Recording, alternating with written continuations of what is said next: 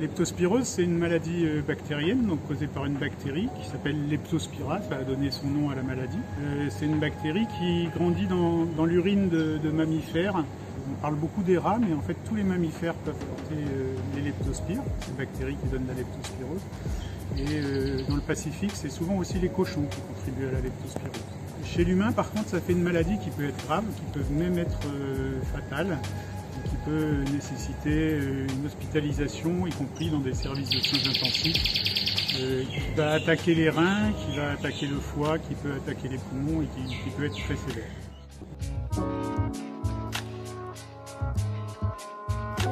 On parle beaucoup des urines des rats ou des cochons, puisque comme ces bactéries, les leptospires, vivent dans les reins, ils sont excrétés avec les urines.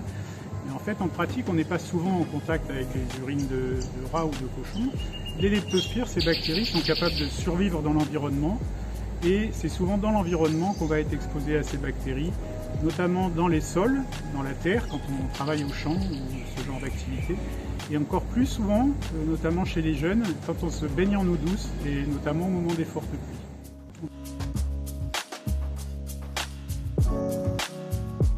Alors, la leptospirose se présente initialement comme n'importe quelle maladie infectieuse aiguë, donc ça commence avec de la fièvre, éventuellement des maux de tête, des douleurs musculaires ou articulaires.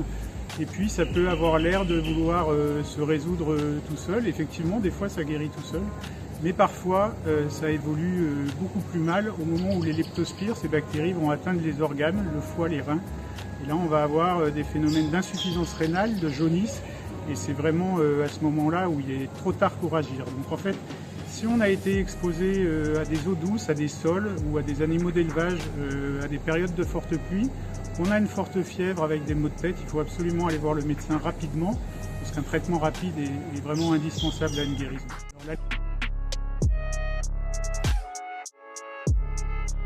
On peut se protéger de la leptospirose en portant des chaussures fermées, surtout si on doit aller dans des endroits boueux ou des endroits où il reste des flaques au moment de fortes pluies. Il faut éviter de se baigner dans les eaux douces, dans les rivières, dans les criques au moment des fortes pluies, ou en tout cas même après les fortes pluies, tant que le niveau de l'eau n'est pas revenu au niveau normal et l'eau claire. Il faut surtout protéger les plaies, qui sont des portes d'entrée particulièrement efficaces pour la leptospirose, que ce soit pour se baigner, que ce soit pour travailler au champ.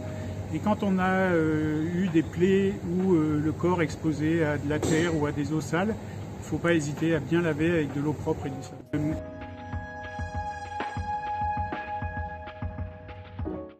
Alors vraiment, s'il y a une chose à retenir, c'est que si vous pensez que vous pouvez avoir la leptospirose, que vous avez, au moment de forte pluie, que vous avez été exposé à des eaux sales ou à des sols, consultez rapidement un médecin, c'est vraiment le message principal.